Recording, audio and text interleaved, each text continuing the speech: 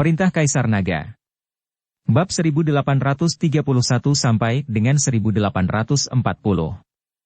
Audiobook Novel Silat. Episode 184. Anna memandang Dev untuk meminta bantuan, dan Dev meyakinkan Anna. Begitu Dev masuk, dia bisa melihat kekuatan penyihir ini. Selain itu, apa yang disemprotkan penyihir pada Ducros adalah sejenis ramuan yang digunakan untuk melakukan pengendalian jiwa. Dengan kata lain, penyihir bermaksud menggunakan teknik pengendalian jiwa untuk mengendalikan Ducros agar menuruti kata-katanya. Dev pernah melihat sihir tingkat rendah semacam ini sebelumnya. William Ling, wali kota Hong Cheng saat itu, dikendalikan oleh penyihir Hong Kong dan hampir membuat kesalahan besar. Dev datang untuk menyelamatkannya. Di mata Dev, teknik pengendalian jiwa kecil ini tidak berharga. Dev diam-diam menonton penampilan penyihir itu. Saya melihat penyihir itu sedang melantunkan sesuatu, dan dengan lembut mengetuk jarinya Ducros, yang matanya tertutup, tiba-tiba membuka matanya. Melihat Ducros telah bangun, Anna langsung menjadi bersemangat dan bergegas. Ayah, ayah. Anna memanggil Ducros, tetapi Ducros memasang ekspresi kusam di wajahnya, seolah-olah dia tidak mendengarnya. Saat ini, Anna panik, lalu menatap Nahar dan berkata, "Kakak, apa yang terjadi? Kenapa ayah tidak mengenalku?" Nahar tidak berbicara, tetapi penyihir itu berkata, "Putri Anna, jiwa Ducros telah terlalu lama meninggalkan tubuh, dan dia baru saja kembali, dan perlu istirahat selama beberapa hari." Melihat apa yang dikatakan dukun itu, Anna mempercayainya, lagi pula dukun itu memiliki beberapa trik dan benar-benar menyembuhkan ayahnya. "Ducros, kamu harus bangun dari tempat tidur dan berjalan-jalan setelah berbaring begitu lama." Penyihir itu berkata kepada Ducros. Benar saja, setelah mendengar kata-kata penyihir itu, Duke of Frost bangkit dari tempat tidur dan berjalan di tanah, yang membuat Anna sangat bahagia. "Adik, apakah kamu melihatnya? Aku menemukan seseorang untuk menyembuhkan penyakit ayah. Kamu hanya akan tinggal di rumah mulai sekarang dan kamu tidak boleh pergi kemana-mana." "Dan siapa pria Daksya ini? Mengapa kamu membawa orang asing ke rumah?" Nahar hanya bertanya tentang identitas Dev saat ini. Ketika Anna mendengar ini, dia buru-buru menjelaskan, "Ini temanku, namanya Dev, dan dia ada di sini untuk merawat ayah." Ketika Nahar mendengar ini, dia langsung tertawa, "Hahaha, apakah kamu bercanda? Di usianya yang begitu muda, apa dia pantas menjadi dokter untuk ayah? Apakah kamu tidak takut dia akan membunuh ayah?" Apa yang Nahar katakan membuat Anna tidak tahu harus menjawab apa, lagi pula Anna tidak tahu apakah Dev bisa pengobatan atau tidak. "Apakah saya bisa mengobatinya? Tentu saya lebih baik dari penyihir yang hanya menggunakan teknik pengendalian jiwa yang sederhana untuk membangunkan orang. Apa trik murahan itu bisa dianggap sebagai dokter?" Dev berkata dengan dingin. Mendengar kata, teknik pengendalian jiwa, penyihir dan Nahar sama-sama terkejut sesaat. Mereka tidak menyangka Dev mengetahui ilmu sihir. "Omong kosong apa yang kamu bicarakan? Teknik pengendalian jiwa apa?" Penyihir itu dengan tegas menyangkalnya. "Meskipun Duke of Frost sudah bangun sekarang, dia hanyalah orang mati yang berjalan, dan dia hanya bisa mematuhi perintahmu. Sangat memalukan menggunakan teknik pengendalian jiwa rendahan semacam ini." Dev mencibir. "Dev, apa yang terjadi? Maksudmu ayahku berada di bawah kendali mereka sekarang?" Tanya Anna gugup. Dev mengangguk, "Ya, mereka sekarang telah mengendalikan pikiran ayahmu dengan teknik pengendalian jiwa. Ayahmu sekarang adalah boneka yang mematuhi perintah, tentu saja dia tidak mengenalimu." Ketika Anna mendengar ini, dia langsung menatap Nahar dengan marah. Dan wajah Nahar menjadi dingin. "Nak, apa yang kamu bicarakan? Percaya atau tidak, aku akan memotong lidahmu sekarang. Apakah aku berbicara omong kosong?" Sudut mulut Dev terangkat, lalu dia melambaikan telapak tangannya dengan ringan di depan Ducros. Dari tubuh Ducros, semburan udara hitam meledak seketika, dan langsung dihisap ke perut oleh Dev. Dan setelah udara hitam keluar dari tubuhnya, mata Ducros langsung menjadi cerah. "Apa yang terjadi? Di mana aku? Anna? Nahar, kenapa kalian semua ada di sini?" Ducros tiba-tiba terbangun, menatap orang-orang di ruangan itu, dan bertanya dengan wajah terkejut. Ayah. Anna melemparkan dirinya ke pelukan Ducrose dan mulai menangis dengan sedihnya. Ducrose menghibur Anna. Anna, ada apa? Ada apa? Ayah, kamu telah koma selama beberapa hari, dan saudara laki-lakiku bahkan meminta seorang penyihir untuk mengendalikanmu. Anna mengikuti Ducrose untuk memberitahu. Dan ketika Nahar melihat ayahnya sadar, dia sangat ketakutan hingga wajahnya menjadi jelek. Nahar, apa yang terjadi di sini? Ducrose bertanya pada Nahar, memelototinya. Ayah, jangan dengarkan omong kosong Anna, kamu sakit, aku hanya mencari seseorang untuk merawatmu. Nahar mencoba yang terbaik untuk menjelaskan. Oke, jangan bicara lagi, karena aku sudah bangun, aku akan menyelidiki masalah ini. Ducrose berkata dengan wajah dingin dan melambaikan tangannya. Kemudian dia menatap Anna dengan wajah penuh kasih sayang, dan dengan lembut membelai rambut Anna. Melihat ayahnya begitu memanjakan adiknya, wajah Nahar menjadi sangat jelek dan garang. Niat membunuh melintas di mata Nahar, dan dia tahu bahwa jika dia benar-benar menyelidiki, apa yang dia lakukan pasti akan terungkap. Memikirkan hal ini, mata Nahar sedikit menyipit, dan dia mengedipkan mata pada penyihir, yang mengerti dan langsung memblokir pintu keluar ruangan. Aku sudah koma selama berhari-hari, urusan pemerintahan pasti banyak tertunda, aku akan melihatnya dulu. Begitu Ducrose bangun, dia mengkhawatirkan urusan pemerintahan. Tetapi begitu dia sampai di pintu, dia menemukan bahwa penyihir itu menghalangi pintu. Ducrose menjadi dingin dan berkata, "Siapa kamu? Apa yang kamu lakukan di depan pintu?" "Ayahku ingin keluar, apa yang kamu lakukan di pintu?" Anna menanyai penyihir itu. Tapi penyihir itu tetap tidak bergerak. Ducrose sangat marah, menoleh ke Nahar dan berkata, "Nahar, apa yang terjadi?" Nahar berjalan menuju Ducrose dengan seringai di wajahnya. "Ayah, kamu baru saja sembuh dari penyakit serius, dan kamu semakin tua. Jangan ganggu dirimu tentang urusan pemerintahan. Kamu harus menyerahkannya padaku. Aku berjanji untuk menjaga agar rumah Sang Duk tetap rapi," kata Nahar dingin. Mendengar ini, Ducrose mengerutkan kening, matanya penuh amarah. "Nahar, apa maksudmu? Apakah kamu ingin posisiku?" "Ya, aku ingin menjadi adipati sekarang juga." Nahar langsung mengaku. "Dan urusan pemerintahan." "Kakak, bagaimana kamu bisa mengatakan itu? Ayah masih hidup, mengapa kamu ingin mewarisi adipati ayah?" Anna bertanya dengan heran. Aura pembunuh muncul dari tubuh Nahar. Sebentar lagi, ayah tidak akan hidup. Kata-kata Nahar hampir membuat Ducrose kesal sampai mati. "Bajingan, kamu pemberontak, aku akan membunuhmu." Ducrose meraung dan menampar Nahar. Sangat disayangkan Ducrose baru saja bangun dan tubuhnya masih sangat lemah, jadi Nahar dengan mudah mengelak dari telapak tangannya. "Ayah, aku anakmu sendiri, apakah kamu ingin membunuhku? Jika itu masalahnya, maka aku tidak perlu khawatir tentang itu." Setelah Nahar selesai berbicara, dia menoleh ke penyihir dan berkata, "Tuan, mari kita lakukan, tidak satu pun dari 3 orang di ruangan ini yang dibiarkan hidup." Penyihir itu mengangguk, lalu menggumamkan sesuatu, dan semburan kabut hitam mulai muncul dari tubuhnya. Segera setelah itu, seluruh ruangan diselimuti kabut hitam, dan saya bahkan tidak dapat melihat jari saya, dan saya tidak dapat melihat apapun. Melihat pemandangan ini, Anna berteriak ketakutan. Ducrose juga panik. Namun saat ini, seseorang tiba-tiba meraih tangan Anna dan menarik Anna pergi. "Apa?" teriak Anna putus asa, berusaha melepaskan diri. "Ini aku, bersembunyilah di belakangku." Dev mengikuti Anna dengan suara rendah. Ketika Anna mendengar ini, dia mengangguk, dan dengan cepat menarik Ducrose untuk bersembunyi di belakang Dev. Saya melihat cahaya redup berkelap-kelip di sekitar Dev, yang secara langsung mengisolasi kabut hitam keluar. "Tuan, bisakah Anda membunuh mereka semua?" Saat ini, suara Nahar datang.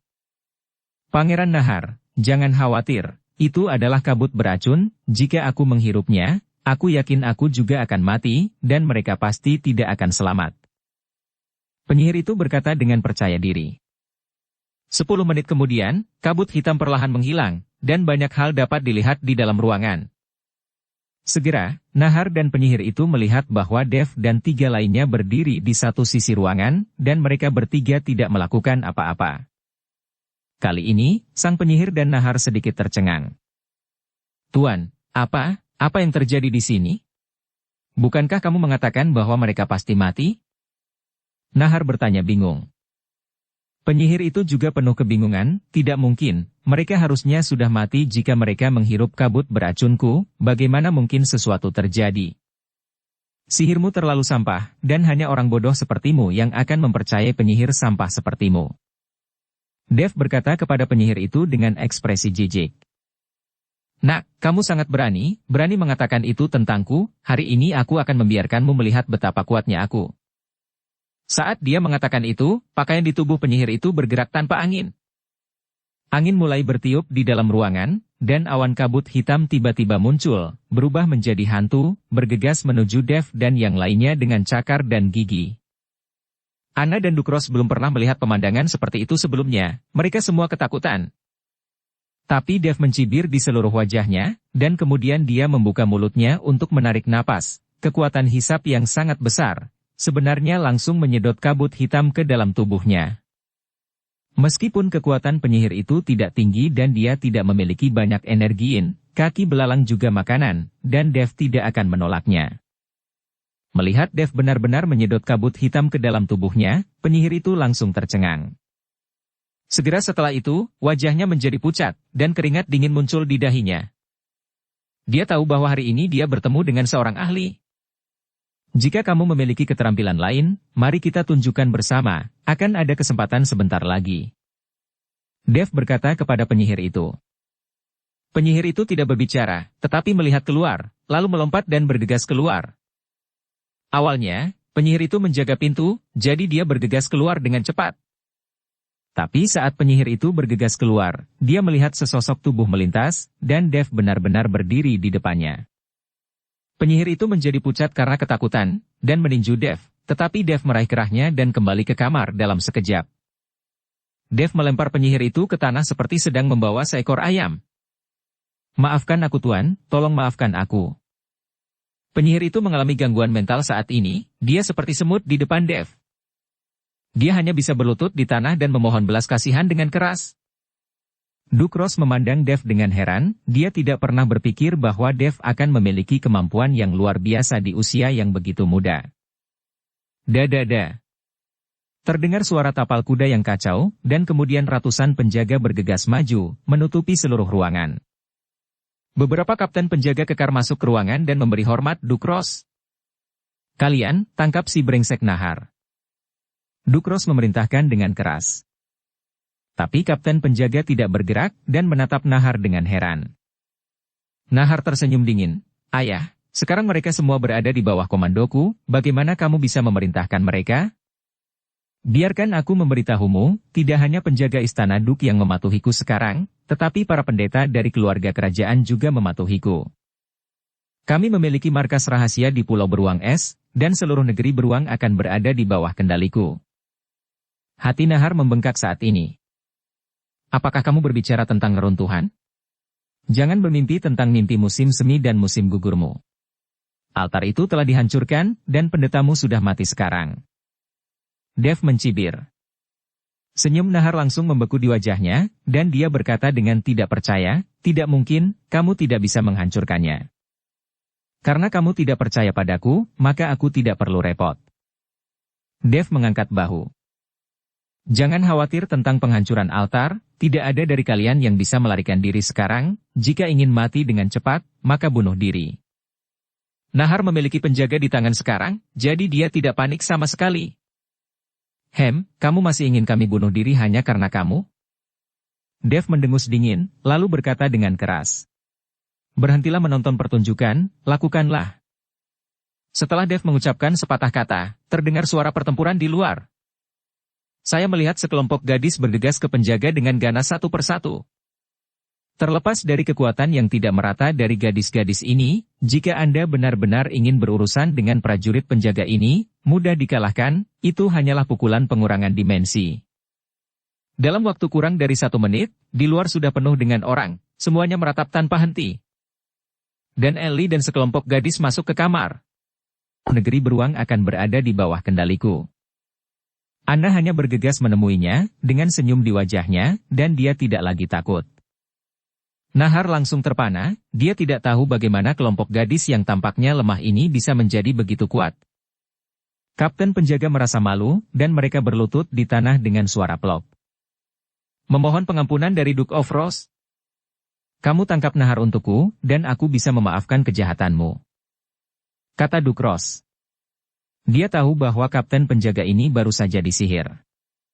Ketika kapten penjaga mendengar ini, mereka semua bergerak dan menangkap Nahar, dan penyihir itu tidak luput dari nasib ditangkap.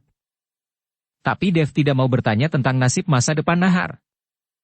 Setelah tinggal di Mensyah Duk selama 2 hari, Dev berencana untuk membawa Ellie dan yang lainnya kembali. Sekarang pedang pembunuh naga sudah sekuat senjata suci seni bela diri, jadi Dev berencana untuk kembali ke Kyoto dan pergi ke aliansi seni bela diri untuk memverifikasi apakah Yuki di ruang bawah tanah itu nyata atau tidak. Ketika Dev dan yang lainnya hendak pergi, Duke Rose mengadakan upacara perpisahan akbar untuk Dev dan yang lainnya. Lagi pula, jika tidak ada Dev, Istana Adipati Rose akan seperti apa jadinya? Dev, terima kasih banyak atas semua yang telah kamu lakukan pada Mensyah Duk kami, aku ingin bersulang untukmu. Saat Duke Rose berbicara, dia meminum segelas vodka dalam sekali teguk. Dev tidak menunjukkan kelemahan, dan meminumnya dalam sekali teguk. Bagi Dev, anggur saat ini tidak berbeda dengan air. Dev, apa pendapatmu tentang putriku? Duke Rose tiba-tiba bertanya pada Dev. Putri Anna sangat baik, lincah dan ceria, dan cantik, terutama matanya yang besar, yang sangat menarik. Dev berkata jujur. Kalau begitu, apakah kamu menyukai putriku? Duke Rose bertanya lagi. Kali ini, Dev tertegun. Dev tidak tahu bagaimana menjawab Duke Rose. Jika Anda mengatakan Anda tidak menyukainya, itu sedikit bertentangan dengan keinginan Anda. Lagi pula putri Anna sangat cantik dan terbuka, dan dia sering membuat hati Dev gatal. Tetapi jika dia menyukainya, Dev memiliki begitu banyak wanita di sekitarnya sekarang, dan terkadang dia sendiri tidak mengerti apa yang sebenarnya dia butuhkan. Melihat Dev tidak berbicara, Duke of Rose berkata, Dev, aku tahu putriku menyukaimu. Jika kamu bisa bersama dengan putriku, aku bisa membiarkanmu tinggal di negara Siong. Kamu perlu tahu bahwa posisiku akan diwariskan ke Anna di masa depan. Mungkin Anna akan menjadi ratu di masa depan. Dan kamu, sebagai lelaki Anna, akan menerima kehormatan dan kekayaan tertinggi. Kata-kata Duke of Rose ini adalah godaan besar bagi siapapun. Sangat disayangkan bagi Dev, dia tidak peduli dengan kehormatan atau kekayaan. Bahkan lebih mustahil baginya untuk tinggal di negeri Siong. Terima kasih Duke Rose atas kebaikanmu, aku benar-benar tidak punya cara untuk tinggal di negara Siong, maaf.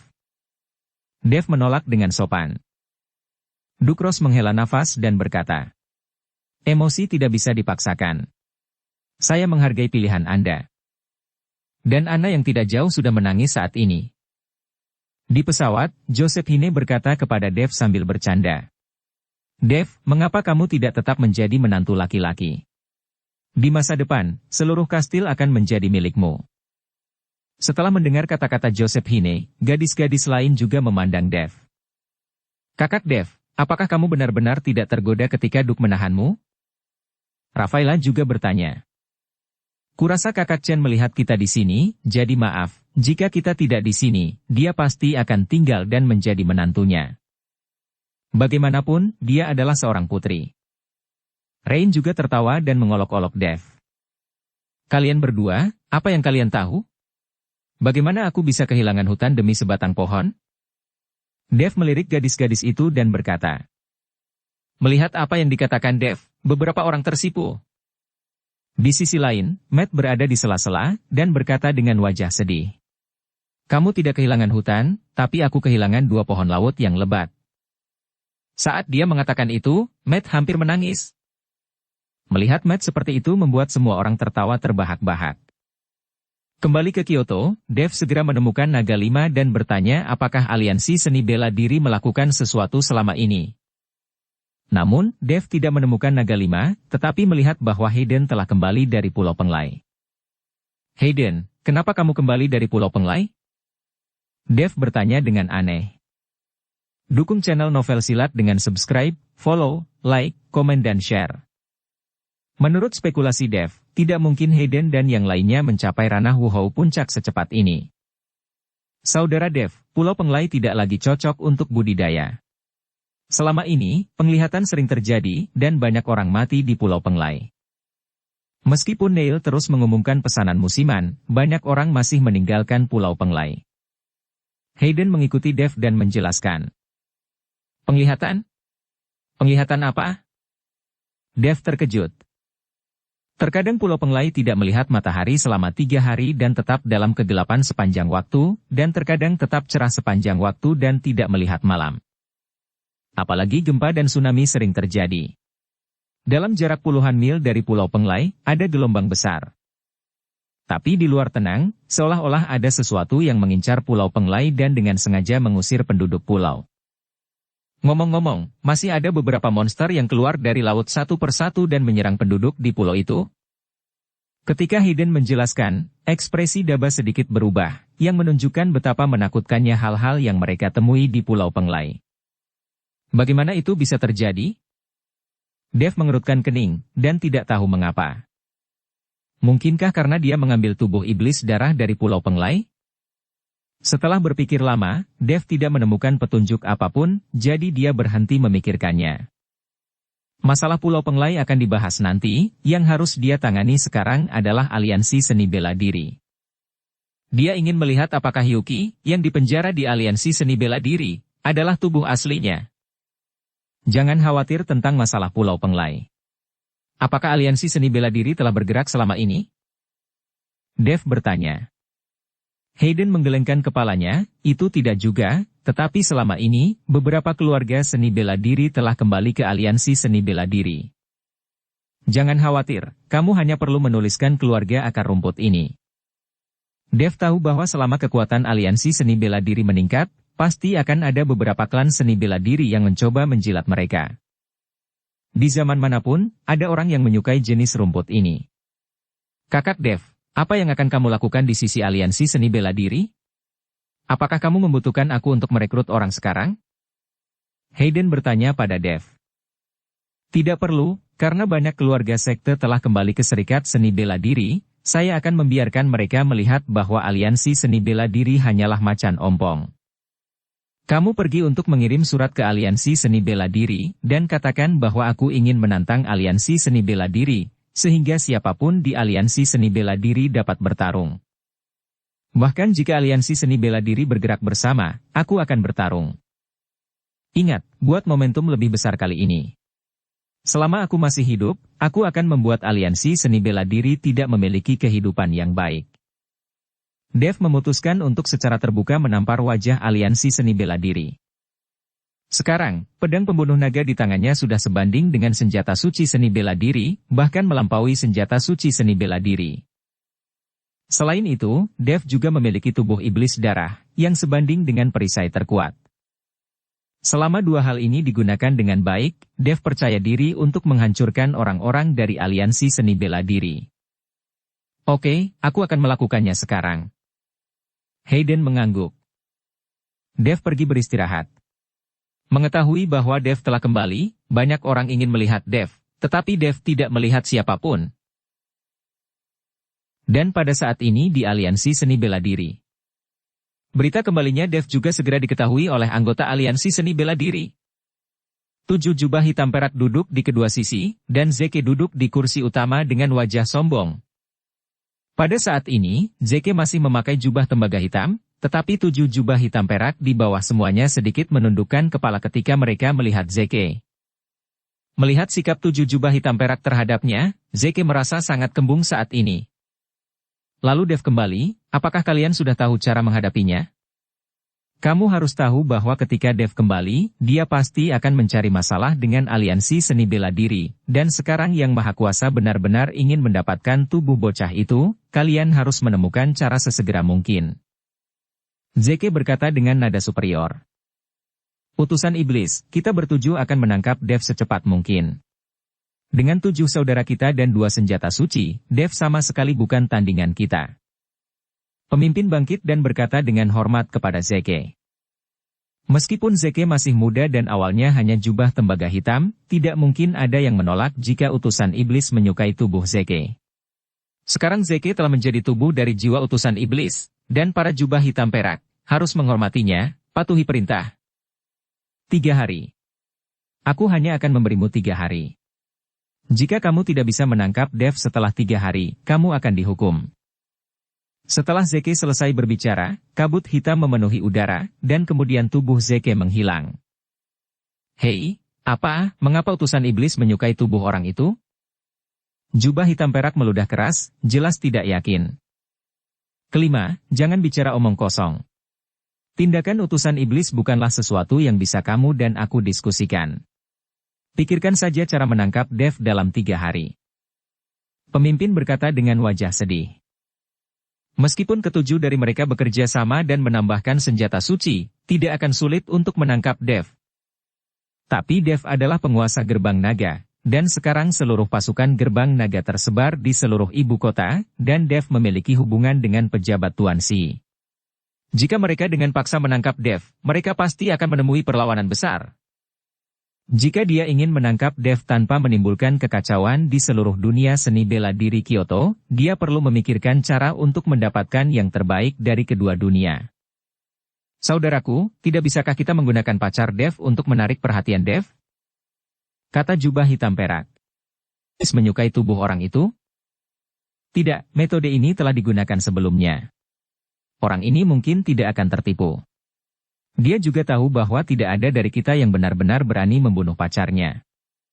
Bos menggelengkan kepalanya. Saudaraku, kalau tidak kita akan pergi melihat-lihat, dan begitu Dev muncul, kita akan segera menangkapnya. Kata jubah ketiga. Ketiga, apakah menurutmu Dev adalah orang biasa, dan kami akan menangkapnya segera setelah kita mengulurkan tangan? Pasti akan ada pertarungan saat itu.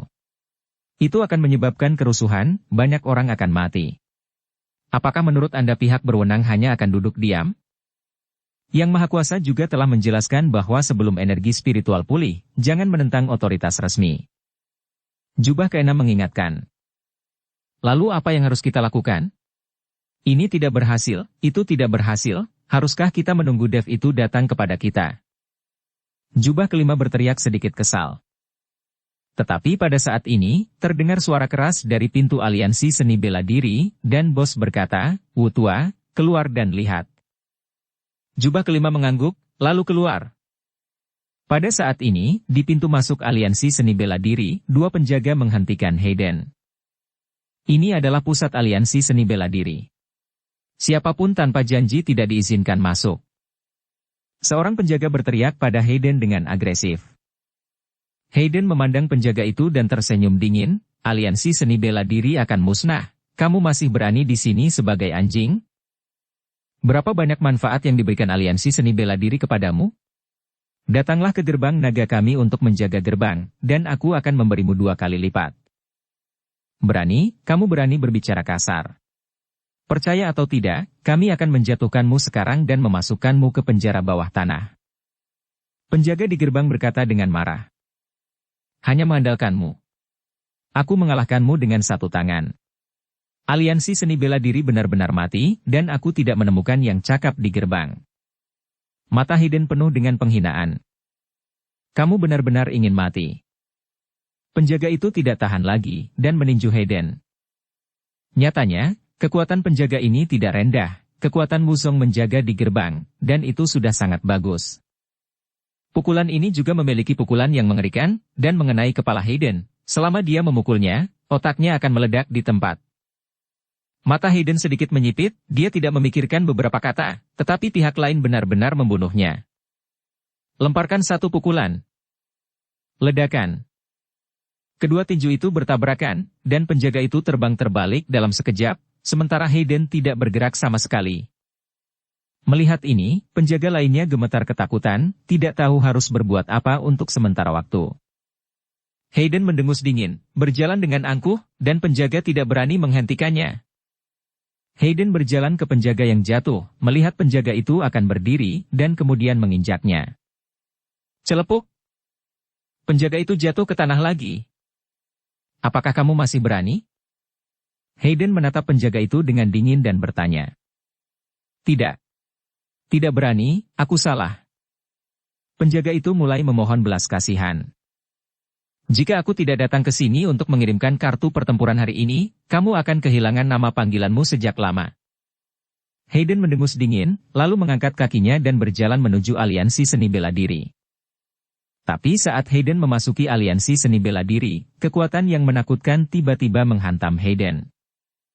Hati Hayden bergetar, dan dia dengan cepat mundur, langsung keluar dari aliansi seni bela diri. Wuhou Agung? Hayden bisa merasakan bahwa aura menakutkan barusan datang dari Wuhou Agung. Nak, siapa kamu? Kamu berani datang ke aliansi seni bela diriku untuk bermain liar, kurasa kamu lelah hidup. Melihat Hayden berani menyerang penjaga mereka, jubah kelima berkata dengan marah. Hayden melihat dan menemukan bahwa pihak lain mengenakan jubah hitam. Dia segera mengerti bahwa identitas pihak lain di aliansi seni bela diri tidaklah mudah. Saya Naga Hayden, Wakil Ketua Sekte Gerbang Naga, dan saya di sini hari ini untuk memberi Anda undangan pertempuran. Seperti yang dikatakan Hayden, kartu pertempuran berlapis emas terlempar dari tangannya dalam sekejap. Kartu pertempuran itu seperti pisau tajam, langsung menuju jubah kelima. Jubah kelima baru saja mencubit tiang pertempuran dengan sedikit jarinya. Kartu pertempuran? Kartu dari siapa ini? Jubah kelima bertanya. Master Sekte kami akan menantang orang-orang dari aliansi seni bela diri Anda untuk bertarung besok siang. Aliansi seni bela diri Anda dapat bertarung sesuka hati, sebanyak orang yang Anda inginkan. Aliansi seni bela dirimu akan memanggil ayah kepada Master Gerbang Naga kami di depan banyak keluarga seni bela diri. Hayden tersenyum dingin. Pada saat ini, Hayden telah memuja Dev secara membabi buta. Dia merasa selama Dev ingin melakukannya, tidak akan ada yang tidak bisa dia lakukan. Bajingan. Jubah kelima langsung marah dan menamparnya dengan telapak tangan. Melihat ini, Hayden tiba-tiba melompat, tetapi masih terkena angin telapak tangan, dan sosoknya mundur beberapa langkah, dan darahnya berjatuhan. Orang tua, jika kamu memiliki kemampuan, kamu bisa bertarung dengan ketua sekte kami. Kemampuan seperti apa jika kamu menggertakku sebagai pembawa pesan? Meskipun Hayden tahu bahwa dia bukan tandingan lawan, dia tidak menunjukkan kelemahan apapun.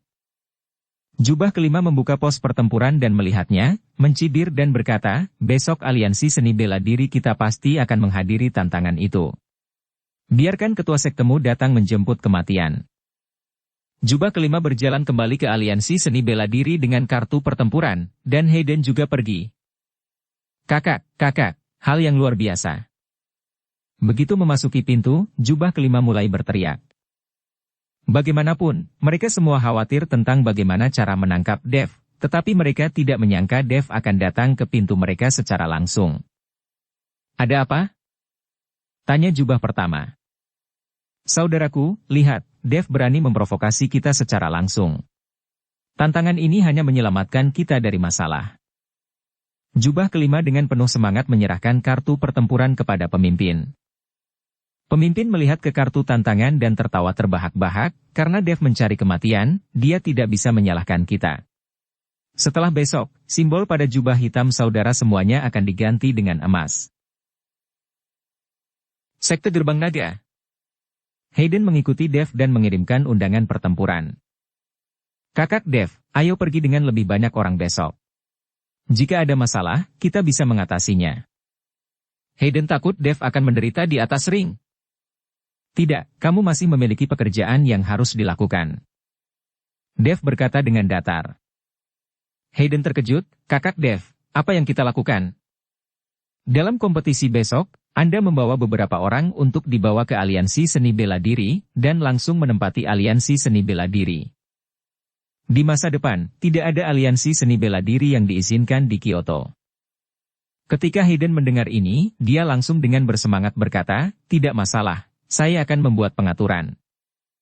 Mengambil alih aliansi seni bela diri dan menduduki aliansi seni bela diri adalah suatu prestasi. Jika ini bisa disebarkan, pasti akan terkenal dalam sejarah. Tidak lama setelah Hayden pergi, Matt menemukan Dev, yang mengejutkan Dev. Tuan Hu, Anda tidak berada di kota Praja Wenrou saat ini, apa yang Anda lakukan di sini? Dev bertanya dengan aneh. Dev, seseorang ingin bertemu, kata Matt. Tidak, saya sudah mengatakannya sebelumnya. Saya tidak ingin bertemu tamu hari ini. Saya tidak akan bertemu siapapun. Dev menggelengkan kepalanya. Tidak, kamu harus bertemu orang ini. Jika kamu tidak melihatnya, aku akan putus denganmu. Matt berkata dengan wajah serius. Dev tertegun sejenak dan menatap Matt dengan tak percaya. Tuan Hu, apakah orang ini kerabat Anda?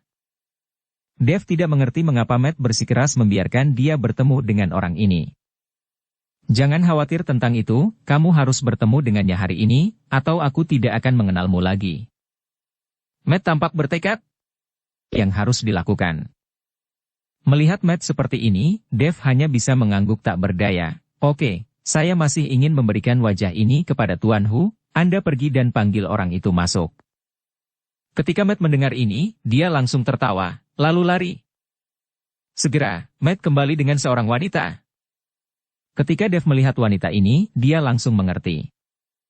Ternyata wanita ini tidak lain adalah Jane Zhou dari sekte roh iblis. Matt memiliki ekspresi cabul di wajahnya dan matanya tertuju pada kaki Jane.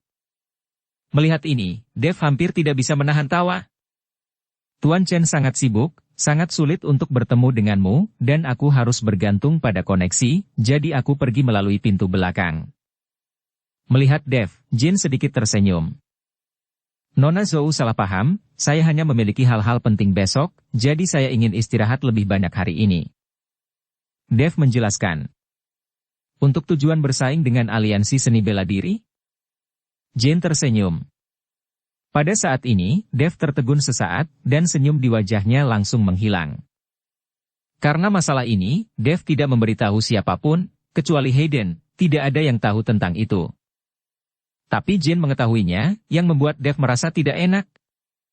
Bersaing macam apa?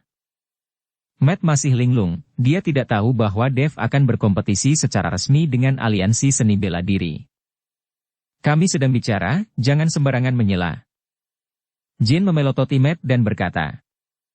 Matt dengan cepat menundukkan kepalanya, oke, saya tidak akan bertanya.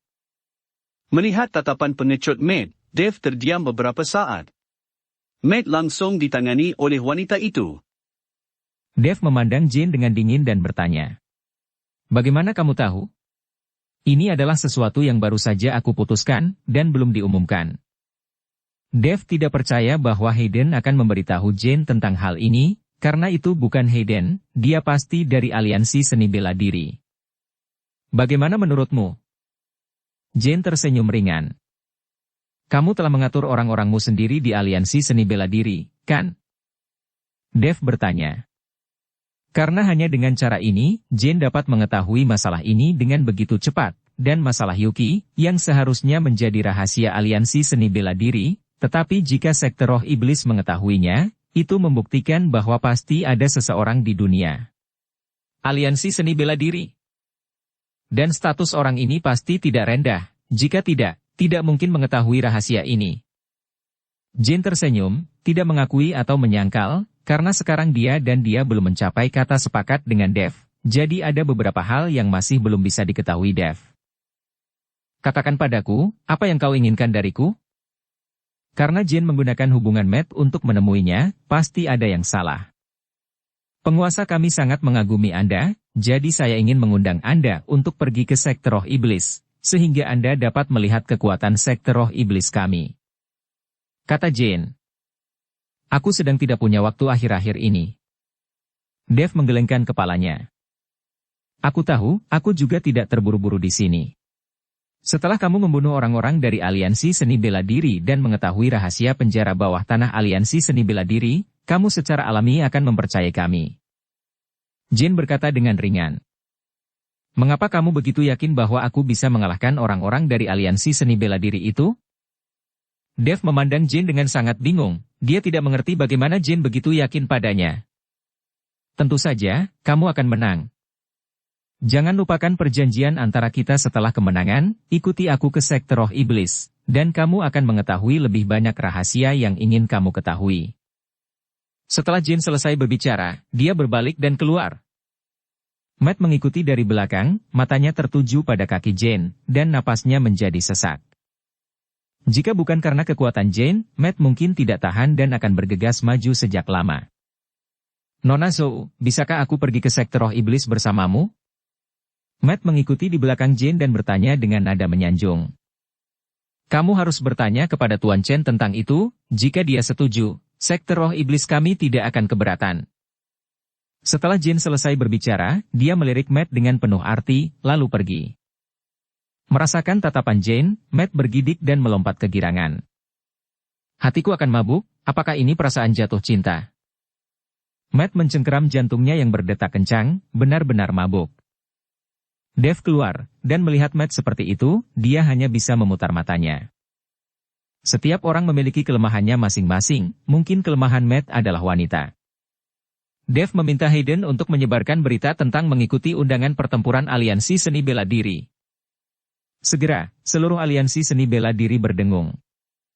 Luar biasa, Dev ini benar-benar menantang aliansi seni bela diri lagi, dan kali ini orang-orang dari aliansi seni bela diri dapat bergabung bersama. Dev menghilang untuk sementara waktu, dan menjadi sangat terkenal setelah kembali. Apakah dia mendapatkan warisan? Kamu harus tahu bahwa aliansi seni bela diri memiliki 7 Wuhou agung, dan ada 2 senjata suci di tangan.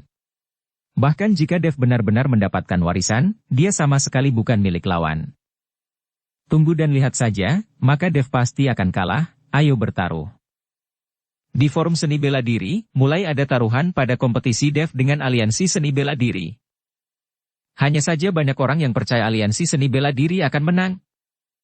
Lagi pula, aliansi seni bela diri sekarang memiliki 7 Wuhou agung, dan ada 2 senjata suci seni bela diri, jadi Dev tidak memiliki peluang untuk menang. Tapi karena Dev berani mengirim kartu tantangan, dia pasti punya rencananya sendiri, dan dia mungkin menjadi kuda hitam. Jadi ada juga orang yang bertaruh pada Dev. Tetapi dibandingkan dengan aliansi seni bela diri, hanya sedikit orang yang bertaruh untuk Dev, yang membuktikan bahwa orang-orang ini tidak memiliki ekspektasi yang tinggi terhadap kekuatan Dev. Di dalam aliansi seni bela diri, 7 jubah hitam perak berkumpul bersama, menyaksikan Dev mempublikasikan masalah ini dengan meriah. Mereka merasa bahwa Dev pasti memiliki semacam konspirasi. Saudaraku, apakah Dev berani memprovokasi aliansi seni bela diri kita dengan kemeriahan seperti ini? Apakah ada penipuan? Tanya jubah ketiga. Seni bela diri akan menang. Aku merasa tidak enak. Kekuatan dia sendiri hanya Wuhou agung. Beraninya dia menantang kita bertujuh? Terlebih lagi, kita masih memiliki 2 senjata suci di tangan kita, bukankah Dev jelas akan hancur? Apa tujuannya melakukan ini? Tidak akan ada penipuan, kan? Jubah kelima juga merasa bahwa Dev punya sebuah rencana. Apakah ada penipuan atau tidak? Karena Dev telah mempublikasikan masalah ini, aliansi seni bela diri kita harus mengambil alih. Utusan iblis hanya memberi kita waktu 3 hari, kita harus menangkap Dev itu. Dan di hadapan kekuatan absolut, semua skema sia-sia. Ada rasa dingin di mata pemimpin. Saudaraku, aku punya rencana. Tidak peduli trik apapun yang dimiliki Dev, kita bisa membuatnya kacau. Saat ini, jubah kedua berbicara. Rencana apa? Ketika pemimpin mendengarnya, dia langsung bertanya dengan penuh minat. Lalu jubah kedua berbisik di telinga sang pemimpin. Setelah mendengarkan, sudut mulut pemimpin terangkat, oke, kamu bisa melakukan itu. Jubah kedua mengangguk dan pergi. Segera, jubah kedua masuk ke ruang bawah tanah dan datang ke tempat Yuki ditahan. Melihat Yuki di depannya, jubah kedua mencibir di wajahnya. Yuki memandang pria di depannya dan sedikit mengernyit, dan dia merasakan bahaya dari pria ini. Meskipun Yuki sudah lama dikurung di sini, dia tidak pernah dianiaya atau dipukuli.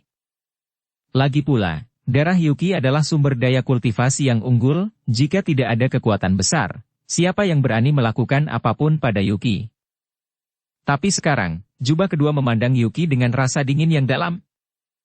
Membuka pintu sel, anak kedua langsung mengikat tangan dan kaki Yuki dengan rantai besi. Kali ini, Yuki panik. Yuki memelototi jubah kedua, jika dia berani menjamahnya, Yuki sudah memikirkannya, dia lebih suka menggigit lidahnya dan bunuh diri daripada dikasihani Dev. Tetapi jubah kedua tidak melakukan apapun pada Yuki, tetapi mengeluarkan cambuk kulit yang terbuat dari urat harimau, dan mulai memukuli tubuh Yuki. Rasa sakit yang parah membuat Yuki menggertakkan giginya dengan erat. Melihat Yuki seperti itu, jubah kedua mengeluarkan ponselnya dan benar-benar memotretnya. Tercatat dengan jelas bahwa Yuki dipukuli dan tubuhnya memar. Setelah jubah kedua lelah memukulinya, dia melepaskan Yuki, dan pergi dengan puas. Setelah keluar dari penjara bawah tanah, jubah kedua langsung mengirim video yang baru saja direkamnya ke forum seni bela diri.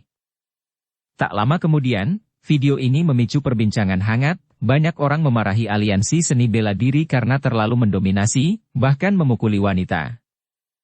Tetapi lebih banyak orang yang memarahi Dev, mereka semua memarahi Dev sebagai bajingan yang tidak peduli dengan hidup atau mati pacarnya. Kakak Dev. Hayden berjalan ke kamar Dev, dan sepertinya ingin mengatakan sesuatu. Apa yang salah? Dev bertanya. Hayden menunduk, tidak tahu harus berkata apa kepada Dev. Dev mengerutkan kening, jika Anda memiliki sesuatu untuk dikatakan, katakan saja, jika Anda memiliki sesuatu untuk dilakukan, keluarlah. Jangan lupa bahwa kamu adalah wakil ketua sekte Gerbang Naga sekarang, ribuan orang mengikutimu, jangan khawatir tentang apapun. Melihat Dev marah, Hayden buru-buru menyerahkan telepon dan berkata, Kakak Dev, tolong lihat video di atas, itu baru saja diposting oleh Aliansi Seni Bela Diri. Bersambung ke episode 185. Dukung kami dengan subscribe, follow, like, komen dan share. Terima kasih.